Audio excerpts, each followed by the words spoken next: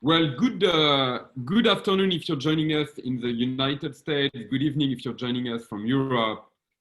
Today, I have the great pleasure to welcome very good friends on the topic of LGBTQ migration, which I think we titled "Pink Migration" in the name of this event. So before we get into the meat of the discussion, I wanted to take a minute to thank Out Leadership global sponsors, RBC Capital Markets, Greenberg Trauring, HSBC, for supporting us as we are developing our program. So to me, it is a great pleasure to have panelists that are friends and organizations that I truly admire. So first we have Anjali Rimi, who is of Indian descent. She's a really close friend of mine. She's a successful businesswoman. But besides being a successful businesswoman, she has had the experience of moving from South Asia to protect herself from homophobia and transphobia and to look for a better life. And so I think, it's going to be really interesting to hear from her. And then we have Edafe Okporo. I know Edafe for a very long time because he has been kind of the poster child of immigration equality, and that's how I met him. But besides that, Edafe is a leading voice when it comes to migration experience in the United States. He has written a book about his personal experience, and he's running a shelter for migrants, for LGBTQ migrants in New York City.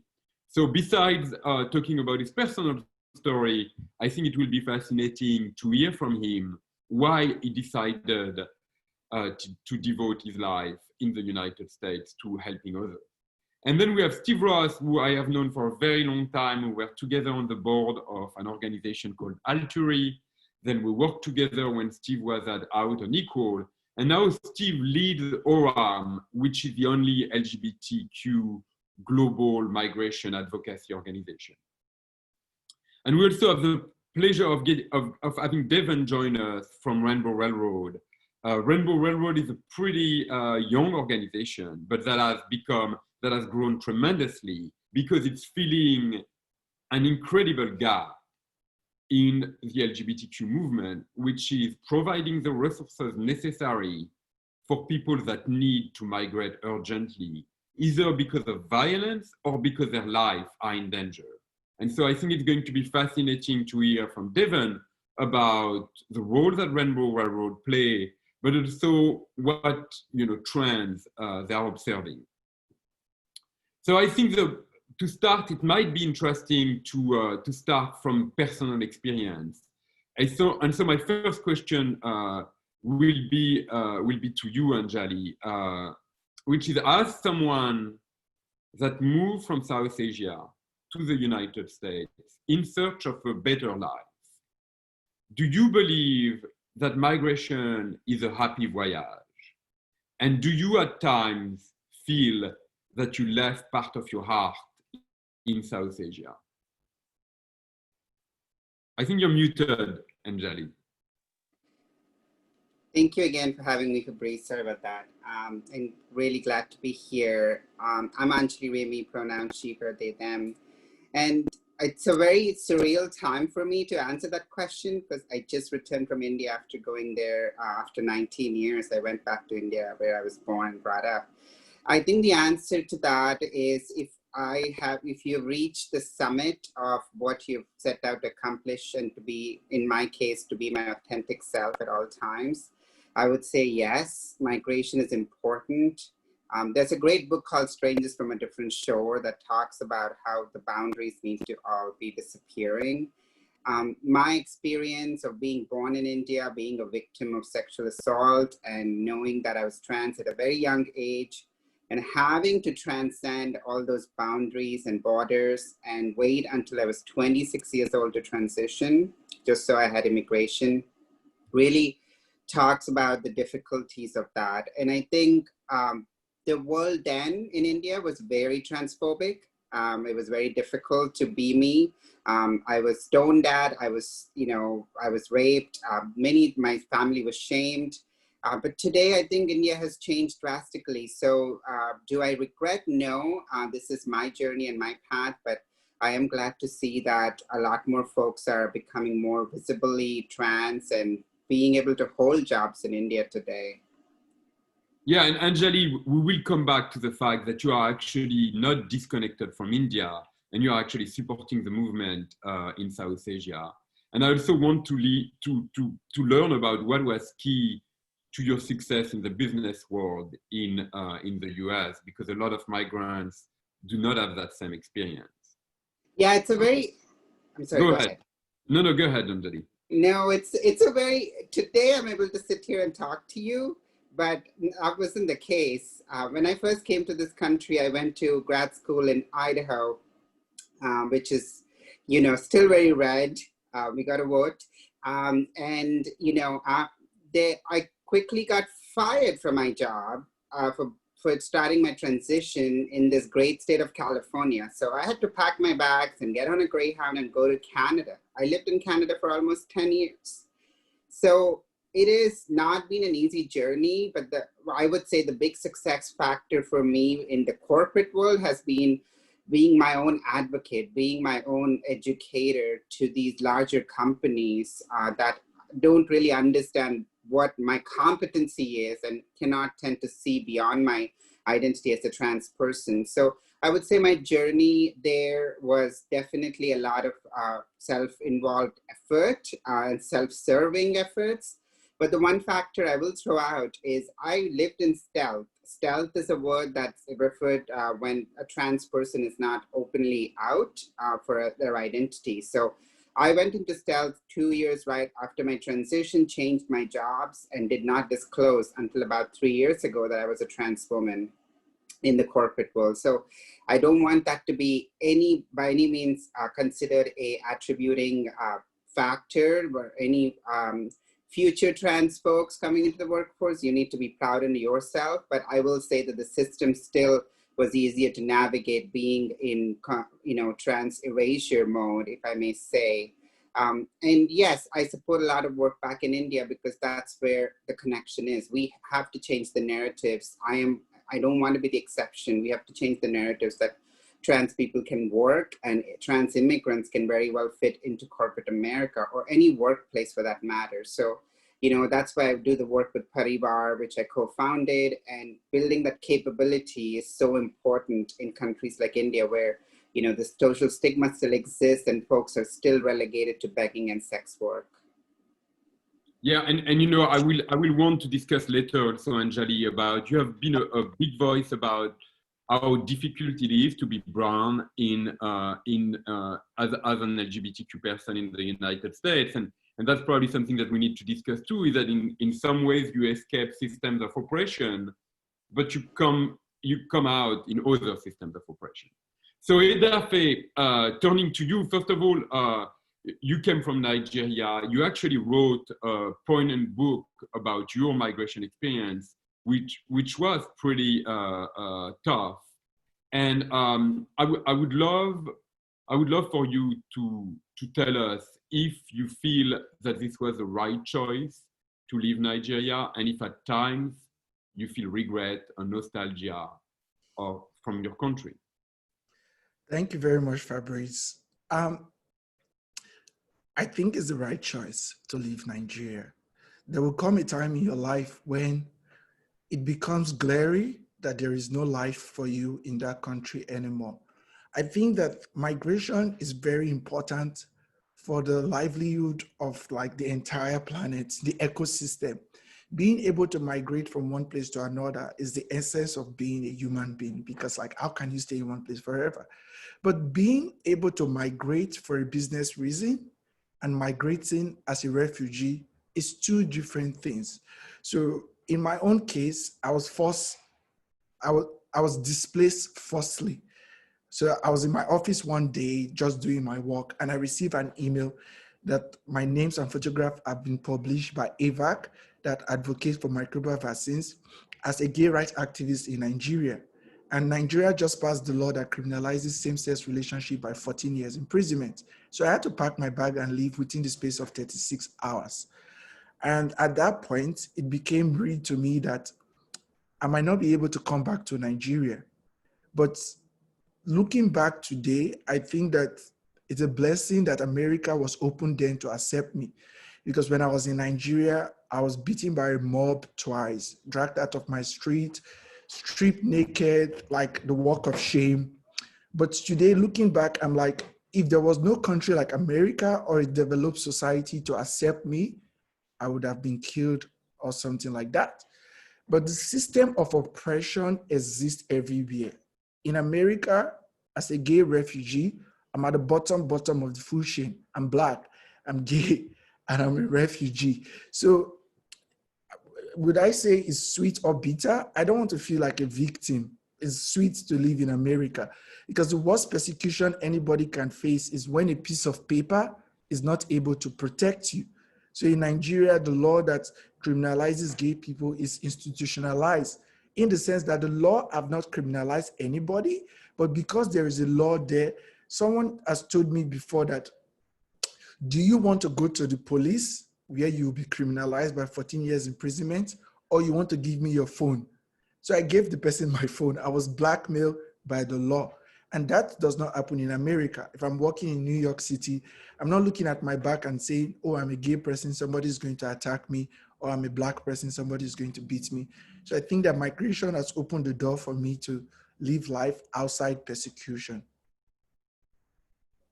Thanks a lot, Edafe. And then, I would love to also come back to what is your experience in welcoming migrants to New York. And something that is very important that you mentioned is that at the time you came in the United States, the doors were maybe in a way more open than they are now. Which brings me to my question to Steve. So Steve, you work for the only LGBTQ global advocacy organization, and you lead it.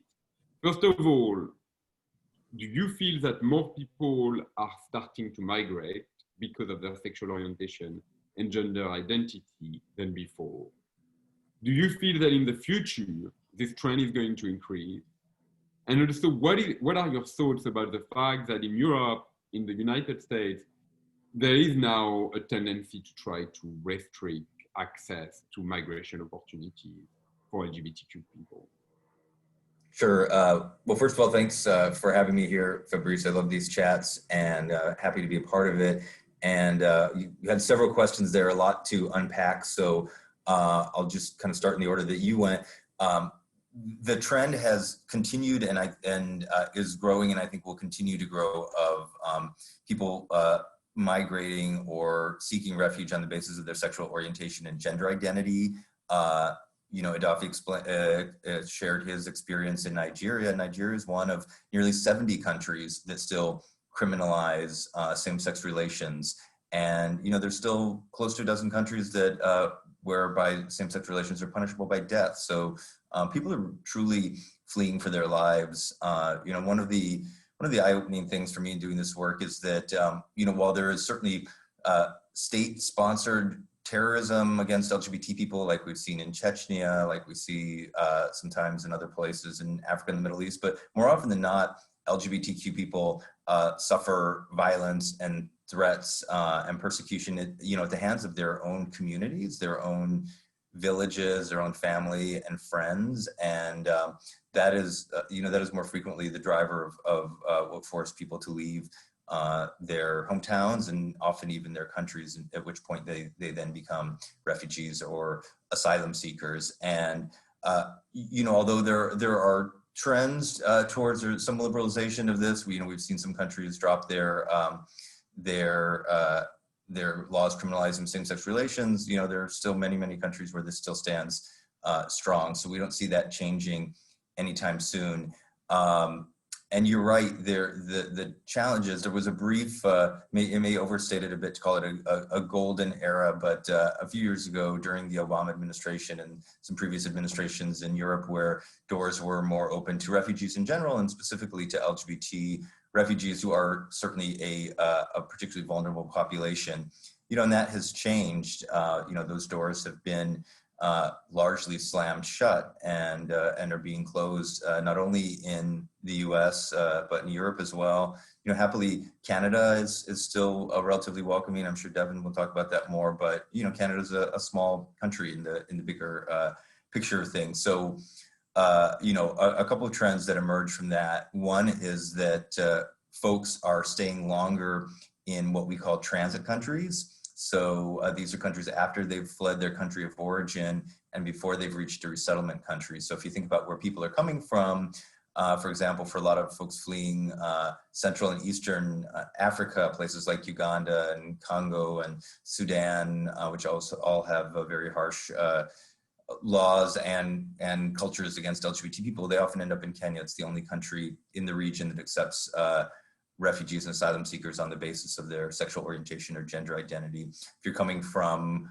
homophobic, transphobic countries in the Middle East, like Iran, Iraq, and Syria, you may end up in Turkey or now more than ever in Greece. You know, a lot of those folks are flowing into Greece. And so this is where we find, you know, people in places like Kenya or Mexico increasingly, as people are trying to reach the US overland, or even Greece, are not particularly welcoming to LGBTQ people, particularly, as Dafi pointed out, honestly, people that are marginalized along multiple identity lines, meaning, you know, they're Black, they're trans, they're a woman, you know, they're refugees. So it's, you know, if you think of discrimination that maybe some of us have felt in different ways for being members of the LGBTQ community, it's, you know, LGBTQ refugees often have, again, several of those identities, which really, as Adafi said, leave them sometimes at the bottom of the ladder in terms of opportunities. So it's really challenging. So we have to, I think, find solutions, and this is something that we're focused on,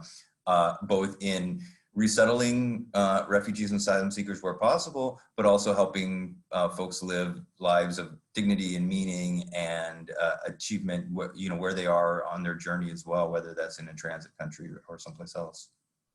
Yeah, and I think, you know, what is interesting, Steve, is that you point out that there is more migration, and I think that's probably the result of a connected world in which people know that in the most tolerant places, they have a chance at having a family, they have a chance at maybe having a job, they have a chance at not fearing violence, the type of violence that both Anjali and Edafe describe in a very matter-of-factual way, but it's horrible to hear other human beings talk about being raped, about being dressed in the street and outed. So actually that brings me to you, Devin, which is that what you specialize in is for people who are at immediate risk of either death or violence that need to be extracted. And actually Rainbow Railroad has become very visible in the past few years because of places like Chechnya, or because of situations where LGBTI people needed to be extracted. So what type of demand are you experiencing? Can you fulfill the number of requests that you're getting? And then do you feel that there is resources when people need to be extracted? Meaning, is Rainbow Railroad being sufficiently funded when it comes to being able to pay for plane tickets for people that are at direct risk in their country of origin? Yeah, thank you. And thanks everyone. I just want to echo what Steve is saying there, that, you know, the situation is increasingly tense. And we're also seeing individuals in transit countries are stuck within kind of the process and not served by the kind of the classic mechanisms of the refugee and asylum process when identifying as LGBTQI+. So I think, so in terms of our specific numbers, we are receiving around 3,000 plus requests for assistance per year. And those requests are unique requests coming from about 37 different countries around the world that criminalize LGBTQI individuals or have community or cultural level enforced violence and persecution. It's challenging to say whether or not we have the adequate resources to support these individuals, because while we've been blessed as we've grown over the course of the last few years with a really strong and supportive donor base, which is entirely privately funded. We don't accept government funding at the moment. And so we really have built this organization as activists in the queer and trans space, and out of the funds from the LGBTQI+ community, which is, I think, really powerful. But the challenge is that we're a small team and we're dealing with 3,000 plus requests a year from all over the world. And the amount of time that we have to dedicate to each one of those individuals is very small comparatively to the scope of the problem. And so while we have the ability to support around 200 people a year in a normal year outside of the COVID crisis, this year we've been uniquely affected by border closures and the reality of the pandemic on the global space. And in particular, this has really affected our ability to move people because, borders are closed. And so we're providing like longer term livelihood support to individuals on the ground or domestic relocation, which is costly. And so, it's tricky to say, but we're doing our best and can always use more support in order to help more individuals and really double down on our impact. Devon, ballpark, how much does it cost if you need to extract someone from their country and bring them to a safer place? Mm-hmm. I mean, it really depends on the region and the specifics of their case. So, whether we're dealing with medical issues, whether we're transiting through multiple countries en route to safety, what the support plan is for their mental and psychological health on arrival, which is costly. But on average, we like to say that it's approximately $10,000 Canadian per person, which includes all the pre-travel setup, the administration kind of behind the process, their actual transit, and then post-settlement support to get them connected with resources afterwards. And so I'm not sure exactly what the conversion today is into USD on that, but approximately 10,000 Canadian is what we say, but it really varies. We've spent much more than that and much less than that on different cases, depending. And how many people do you manage to serve a year at the moment? So last year we relocated 205 people and also supported additional persons with other forms of support, such as referrals to organizations that were able to support them if we were unable to support them, or in-country access, or legal supports where relocation wasn't necessary. I mean, an important part of our work is that we really work in solidarity with and in alignment with activists on the ground in all of the countries where our clients come from. And I mean, the ultimate goal is that people don't have to leave. That's ideally the situation, right? And so we really want to buttress and support the work of activists that are doing good grassroots work in countries of origin to make sure that individuals don't have to flee. However, I like to think of us as kind of the ambulance. So we're the last stop in the situation and help when every other option has been explored and executed on. And so we've supported more than 200 people last year. We're inching towards 1,000 over the course of our history. And this year we've already supported more than 400 people with internal relocation, livelihood support, and actually external relocation in spite of the pandemic. Wow.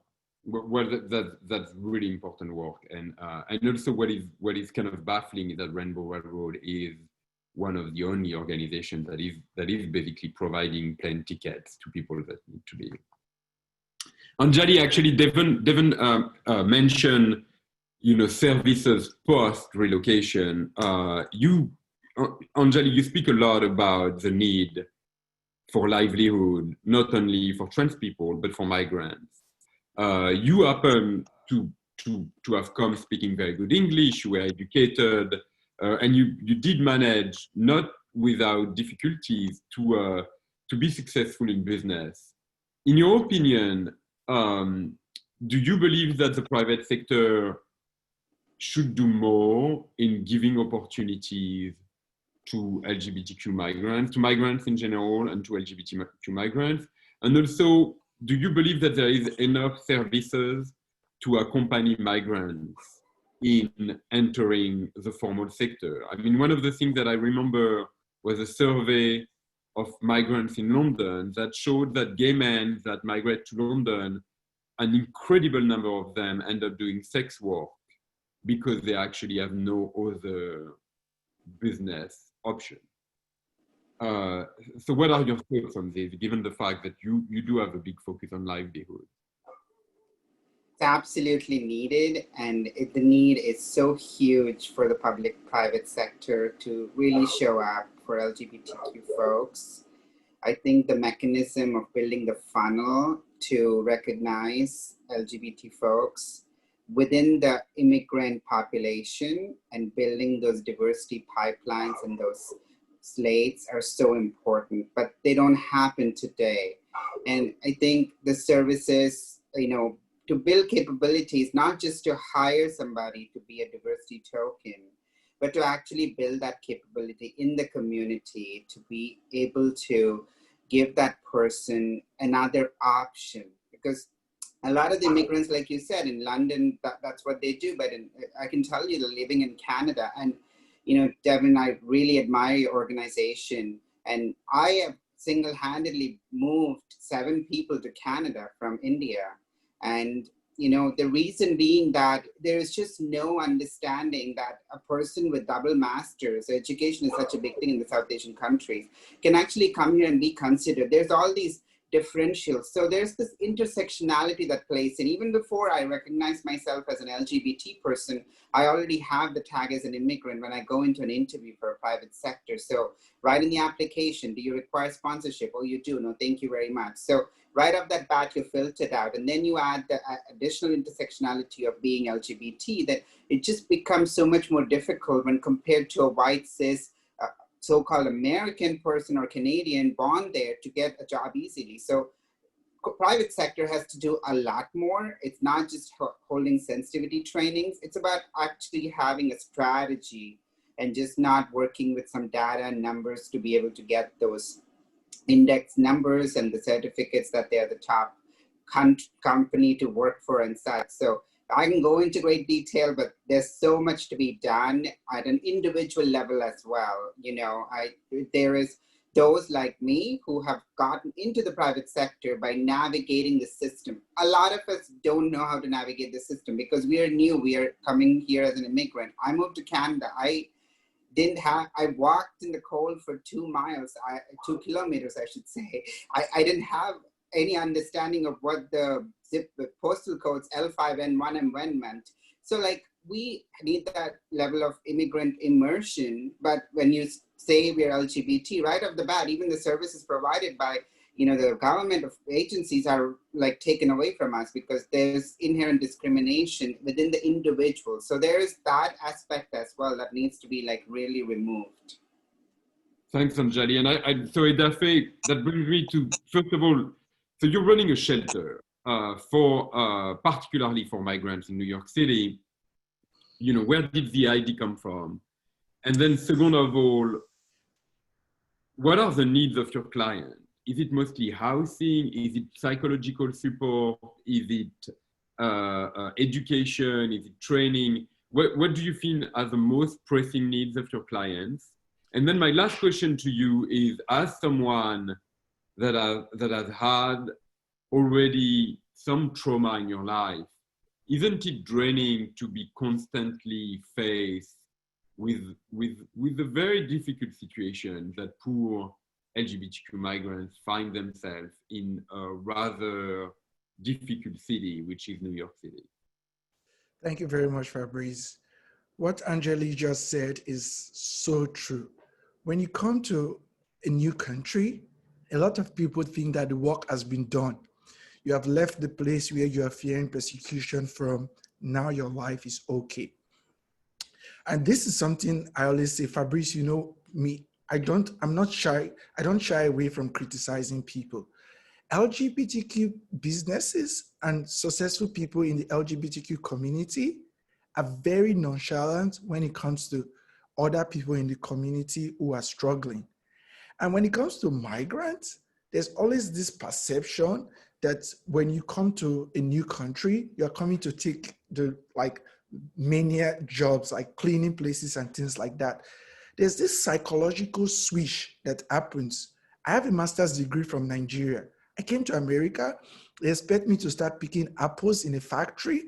It affects your mental well-being. Like, is this what I flee my country to come to America to do? So when I came to the US, I was detained by immigration for 6 months. When immigration released me, no place to go. I was homeless. I stayed on the train station in Newark for 2 weeks before I could find my feet.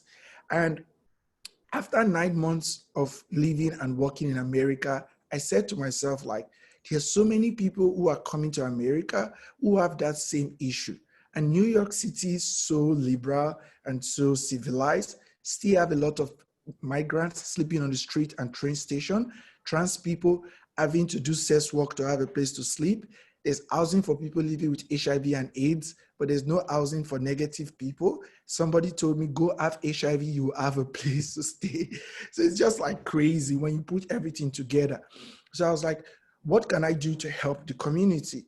It led me to finding RODG Refugee Shelter. RODG Refugee Shelter is the only shelter in New York City that provide housing for asylum seekers and refugees. Think about it, as big as New York City, there is no organization providing housing for asylum seekers and refugees. There's Housing Works, there's Alufoni Center, there's SAGE. They provide housing for LGBTQ youth, LGBTQ adults, HIV positive people, but the migrant community do not have housing. Because when you go to a new country, the most basic thing is food, shelter, and clothing. When you don't have those things, nothing else matters. So that is the priority we try to fill. Secondly, resettlement agency like IROC, Catholic Charity, and CAMBA, the ORs, they are focused on naming the client as sustainable. And sustainable might be, maybe you have a job of $400 a week. So what we try to do is to look at the 3 basic needs, then psychological well-being of LGBTQ refugees, because the agencies do not have competency when it comes to like gender issues or sexual orientation. So most people who are trying to transition, we look for therapies they can connect to, and we look for how they can have access to hormones in a, like, don't share hormones with people. They're like little things that you think people might know, but people don't have the competency. So what I do here as the director is provide housing, clothes, and shelter and feeding, then go into the second phase of like psychological well-being of LGBTQ asylum seekers and refugees who migrate to New York City. Does it take a toll on you to be confronted by the experience of migration over and over again? At the beginning, it was very tough because I was doing it alone when the organization just started. But now we are 7 employees here, and 5 of them are case managers, and they are trained to do case management. So I don't do case management anymore. That means I don't get to hear people's story, because it re-traumatizes you to know that this is something you go through and there's no way you can help that person in a way that you would like to help the person. For example, I'm in an event and I receive a call that somebody from Russia just came to America, doesn't have anywhere to stay, and came to the gate of the shelter. And maybe we are filled at that point because we have only 10 bed space, and we have to tell the person no, or we have to look for an alternative. When I used to do that, it was very traumatizing. But now we have a case manager that can say, oh, we're currently filled, we don't have a place, but we can take you to this hotel, you will stay 2 weeks there, then we'll look for a way for you to get into the shelter system. That is more doable for me to know that I don't have to deal with that, because no matter who you are, no matter how strong or resilient you are, having to deal with something that has traumatized you, re-traumatize you. So you have to learn how to put a gap between yourself and the personal stories of the people you serve. You were cut off for a minute. But Edafe, you mentioned the 6 months in the detention center in the US. So you wrote a book. What is the title of the book if someone is looking for it? Bed 26, Memoir of an African Man's Asylum in the United States. When I came to the US, this is something that a lot of people do not know. Businesses trade on private prisons. They trade in the stock market, and private prisons are used in detaining immigrants in America. especially for LGBTQ people, is dangerous because you're fleeing from a country where you are being persecuted and you are being put in a detention center with people who still discriminate gay people. So like imagine Spanish people who call you mariconas. So you have to deal with that like psychological trauma of being put in a place where you are re-traumatized. Secondly, if you're a trans person from Honduras, you can't change your birth certificate. So male is written there, and now you are a woman with all the features of a woman, and you are kept in a male detention center. You are subjected to rape, sexual abuse, or even verbal abuse and kills from people. Private prisons should not be used for keeping LGBTQ migrants. But you know, we live in a capitalist society. We want to make profit from everything. There are three basic things I try to advocate for when I speak with people that do businesses. One of them is don't use humans suffering to make money.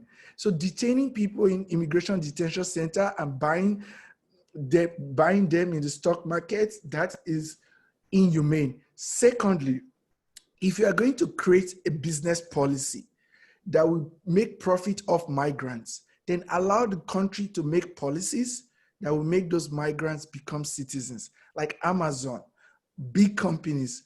Starbucks, Chobani Yogurt, when they employ immigrants, they try to make them part of the community. The third part is that diversity and inclusion does not mean that you have a head of diversity and inclusion and it's done. The language in which you use in employing, like ATS, immigrant tracking, applicant tracking system. Most of these immigrants that come to this new country, they don't know how applicant tracking system is. So even though they have a degree, their resume will not come to your desk. Take quotas and say 15% of the employment this year will go to employing immigrants. That is how you change the culture. It's not by having a head of diversity and inclusion. It's by making policies that become integrated into the bone of your business, so that when somebody think about your business, they're like, I'm a consumer. I'm a gay immigrant in America. I have other gay immigrants that are working in this place. They have healthcare, it's covered. They don't have to sleep with somebody to have a place to sleep. They don't have to run away that because I'm trans, I can't work in this place. When business policy starts looking at humanity, that is when your policy makes sense. I don't know if it makes sense. It's sometimes nuancing. And you know, actually that brings me to my question to you, Steve. You know, one of the things that Edafe mentioned is that he says, you know, someone told him, go get HIV, you will have access to services, right? And when you hear something like that, it really illustrates the lack of services for LGBTQ migrants. I think one of the reasons why the problem is kind of under the radar, Edafe points out that we define community, first of all, we kind of exclude, you know, incarcerated people, we exclude migrants from our conception of community. But then another aspect, which I think relates to your work, is that we have very little data. We don't know how many people every year are moving because of sexual orientation and gender identity. We don't know what is their socioeconomic experience. You know, in a way, it's one of the least studied population in the world. So if you hear the story of Anjali, right, or if you hear the story of Edafe, you know, of course it's striking, but it also means that we have to start gathering data about the amplitude of the phenomena and what is the, you know, how many people are indeed having to do sex work because there is no opportunity. How many people are homeless because there is no housing services. So my question to you will be, as an advocacy organization, are you working towards showing, you know, gathering data to show the amplitude of the issue? That's a good question, Fabrice. It's super important. And yes, we are actually, you know, obviously there are many, many contexts around the world where this is an important issue. One that we're starting on that we've just launched a research report on is specifically focusing on the Kakuma refugee camp in northern Kenya. And as I mentioned, you know, Kenya is the only country in the region that accepts asylum seekers and refugees on the basis of sexual orientation and gender identity. And as you know, LGBT people are one of the few minorities that are able to hide or to go undercover. You know, people aren't out about their sexual orientation, gender identity, and that means that, you know, they're not going to, as you pointed out, get the services that they need. You know, I worked for another organization, LGBT organization, and they had the motto that if we're not counted, we don't count. You know, and that's true. And you know, it's a perennial challenge, and it needs to happen a lot more around the world. We're starting in this particular context. Because there are a lot of issues. It's one of the most notorious places for LGBT people in terms of treatment from the host community and from other refugees, and even with the community itself. So trying to identify and define that, I think, is really important. But it's, you know, the truth is it's going to continue to be a gray area for a while. And I just, you know, I do want to bridge back to a couple of the other earlier comments by Adafe and Anjali regarding the role that the corporate sector can play here, because I just think it is so important. And there are some companies that are doing good work in this area already.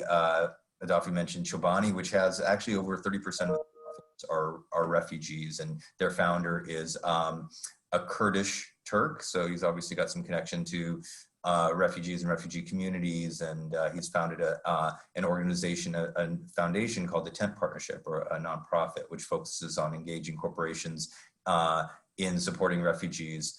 And we were actually, ORAM was commissioned by Tent early this year to write a mentoring guide for corporations on creating mentoring programs for LGBTQ refugees and asylum seekers.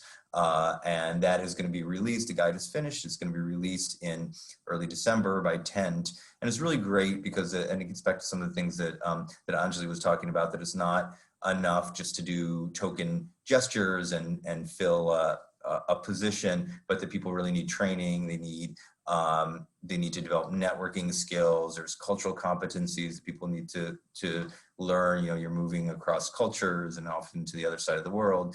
And, you know, we see a mentoring program and really plugging into employee resource groups, LGBT employee resource groups, so both LGBTQ folks and allies that can become part of that process and support refugees and help give them skills and connections that can lead to really meaningful and long-term employment. We see that as a big solution, and, you know, along with the data that we all need to continue to work on and push for.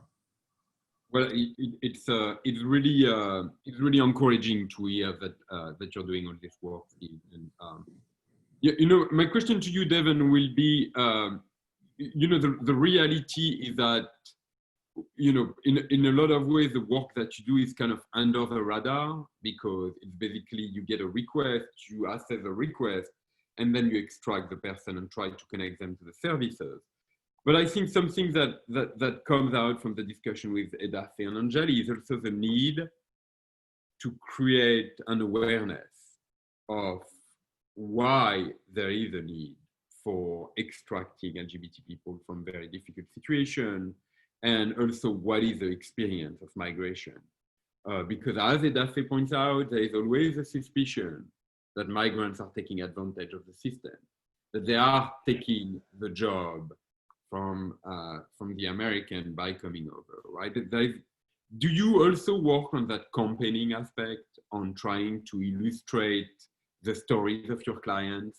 One of the reasons I ask is because this year there was this movie, Welcome to Chechnya, which we actually screened at Out Leadership, and it was very striking, right? That if you know, it had an effect on people. It kind of opened their eye on how, you know, difficult that journey is. So, are you also working on that campaigning aspect, or do you think that it's outside of your scope? No, certainly, it's definitely a part of what we do. We actually were very, very involved in, we partnered directly with the Moscow Community Center and the Russian LGBTQ Network, which were focused, kind of central to that film, Welcome to Chechnya, and worked closely with David France on that as well. And so while it may not have appeared to highlight necessarily our work, as we wanted to highlight and be involved in highlighting the work of our partner organizations, things like that. And I mean, you can follow some of the journeys of the individuals that we've supported in our 60 Minutes piece, which was released in 2019, as well as other, advocacy opportunities to show the story of some of the people that we work with and what they go through from kind of origin through until the end. We have to balance this on this tricky line, though, that we are constantly in this tension point with, which is that our primary role is to exist for the emergency evacuation of individuals at risk. And that's where we have to stay centrally focused at all times. And the reality of both the security and privacy concerns of individuals in these situations who are often on federal wanted lists, have warrants from the police, have criminal backgrounds related to their sexual orientation or gender identity, are being actively hunted by family members, have death threats and threats against their lives. Our ability to kind of tell their story is really challenging for their own privacy and security, but also for the privacy and security of the work that we do, because when we, what we do has to be under the radar for the most part. And in addition, kind of echoing what Adafi was saying before, there is a re-traumatization in telling your story, and we take that very seriously. Having people walk the public through for a piece of understanding through the journey that someone goes through is really hard on psychological health and has an effect on individuals attempting to settle. And so, while we do as much as we can to spread awareness of the stories of the people that we're working with and the situation on the ground, we also have to be conscious and compassionate to our main purpose as an organization, which is to act as that, emergency relief and response in the moment. But there are plenty of examples of us showcasing the work as best as we can. Thanks, Devon. And I love the fact that Rainbow Railroad is the focus on its primary mission, which is, being the organization that can extract people whose life are at direct risk. And, you're kind of one of the only players in that field. So Anjali, you mentioned a lot about intersectionality and race, but it kind of came up in the conversation. I have to say that, I actually moved to the United States when I was 22 to come out. Because I felt, that I would have a better chance at a life of dignity and opportunity in the United States. But I'm a white male. I was educated. My father helped me pay for my degree in the United States, and in many ways, I am conscious that this played a huge role in making it a rather smooth migration story. Even though I do share with you, Anjali, and with you, Edafe, that I miss my origins and my roots, but it was a rather easy process. What you point out, Anjali, is that it is much more difficult if you're a woman. It is much more difficult if you're brown or black. It is much more difficult if you're trans. It is much more difficult if you don't speak English or if you don't have access to a network. So do you feel that the movement is paying sufficient attention to racism, to misogyny, to transgender in the way it addresses that question of migrants, of LGBTQ migrants? I will thank you for that question, Fabrice. I'll probably be controversial in saying that we focus a lot on a few underrepresented voices in the community, which is fantastic and needed. But who's talking about the LGBT immigrant experience? The folks who are basing the movement on racism, it's important, it's critical, but those folks do not have any context of what it means to be an immigrant in this country. So the answer is no. And there is this overarching colonized minds that exist in the community, whether that's a cis white gay person or a South Asian person who's got some education like me, because a lot of us come through that route. We still stay very colonized. It took a lot for me to decolonize my mind. And as long as those kind of things exist, we cannot keep this movement going forward. I'll share an example, which is very profound. I met my trans sister in 2004. She's 4 years older than me. I came here to do my MBA. I had already two undergrads from India. I spoke French. I spoke other languages.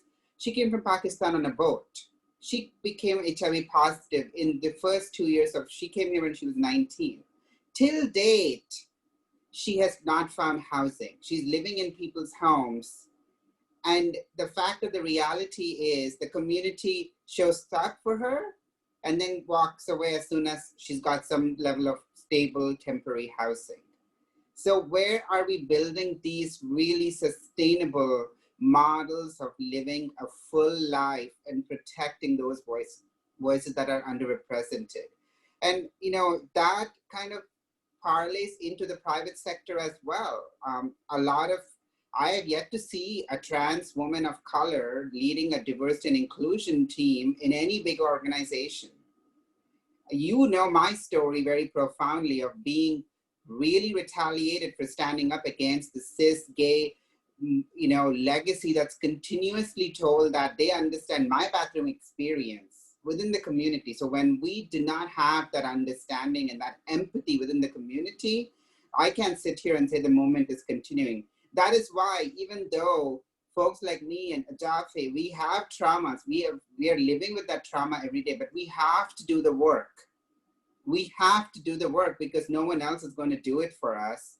And that's why it's emotionally challenging, and I'm charged right now saying this, but we have to do the work so other folks can wake up and say, you know what, yes, I have a lot of privilege, let me use that. And so the community needs a lot of riling up.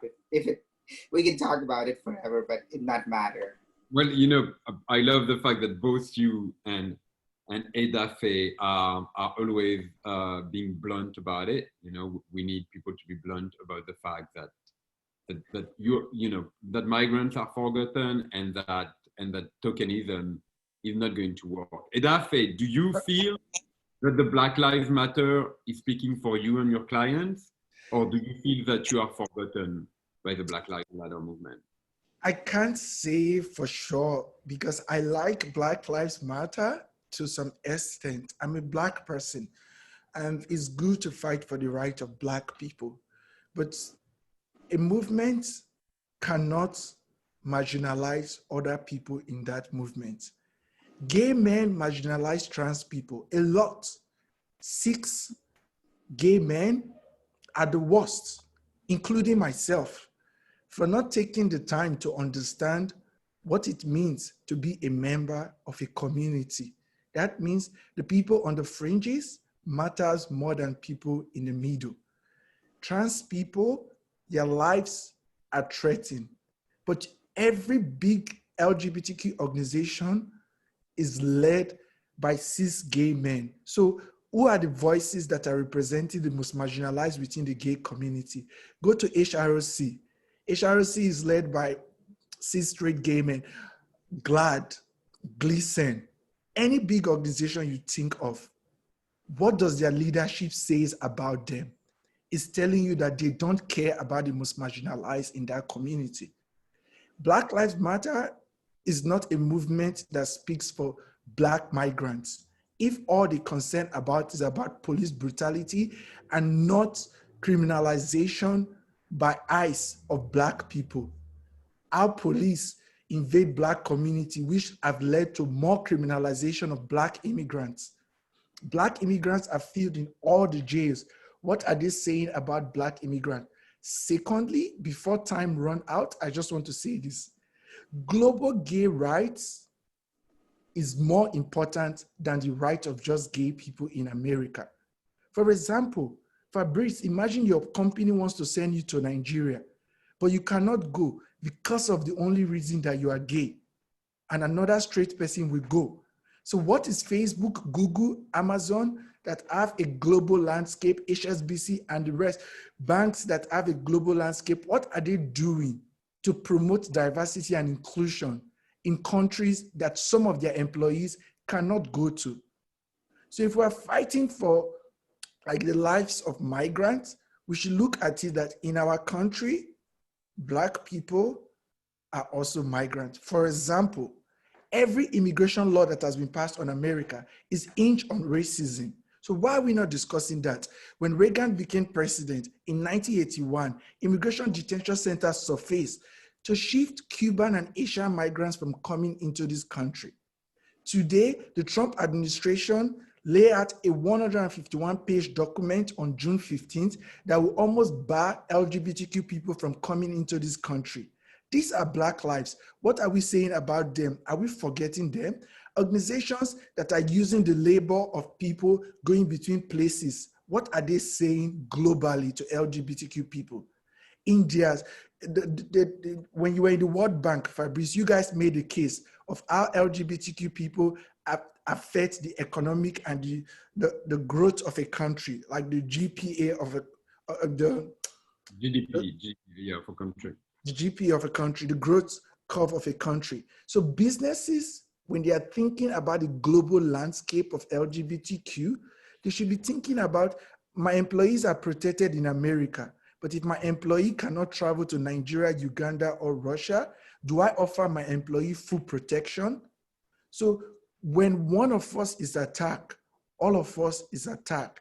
Protectionism that is happening in Poland and other countries is as a result of businesses thinking it doesn't matter because it doesn't affect my business in this particular geographical location, which I have a large market. Until it becomes a global case, if globalization is important for people to succeed, human rights should be a global case. If it's happening here, it should be happening in other places. And you might ask me, don't complain, tell me how to do it. When we say equal employer opportunity in America, if you have Facebook and you have to announce employment in any country, then you should say that we don't discriminate against LGBTQ people in any country you are making that employment, so that people begin to change the culture by businesses changing that language they use in announcing employment. It's just little things we could do to change the culture. Answer your question, I can't criticize Black Lives Matter because I'm a Black person, but I want to focus on the positive part, is that we should make it global conversation. And I think Edafe, that's a very interesting concluding remark, because what it says is that migration cannot be the solution. Even though Devon has to extract people whose lives are at risk, and donors and corporations should support the work of Rainbow Railroad, because we cannot have people die because we didn't try to do something to extract them from a direct risk. While Steve should do everything he can so that people that want a life of dignity and opportunity have access to it. In the end, migration is not the solution, because what you and Anjali describe is that it is not a happy voyage, that in the end, it is a traumatizing, difficult trip to have to leave your culture and go in a completely different culture and face another set of issues, which is marginalization. When you say, my master is not recognized in the United States and people want me to be apple picking, it shows that migration is hard, and that therefore companies should work to change, for social change in places where people are migrating from, and support grassroots movement in India, support grassroots movement in Nigeria. So change happens, so people don't have to leave anymore. But you know, I think we're at time. I want to thank you very much, particularly Edafe and Anjali, for sharing your personal story. I want to thank you, Devon and Steve, because your work, first of all, is not the most gratifying work. You are very often working in the shadows, but your work is extremely important. And by serving the most marginalized in our community, you're showing that we care, right? That we are not just focused on our personal well-being, but that we care on the well-being of everybody in our community. And I hope we can continue this conversation. I think it was very powerful. At times a bit sad, because it is very hard that people have to leave their family, have to leave their community, only to come in places where they face other challenges, livelihood challenges, racism, you know, exclusion. So it is an important topic, and I cannot thank you enough for taking the time today. And I hope I see you soon. You know, bed 26, is that it, Edafe? Or 36? 26, right? You're right, yeah. The book you should read, and please support Anjali's livelihood organization, support ORAM, and support Rainbow Railroad. And I hope I see you all soon. Thank you so much for your time. Thank you. Grace. Bye. Thank you. Bye. Bye.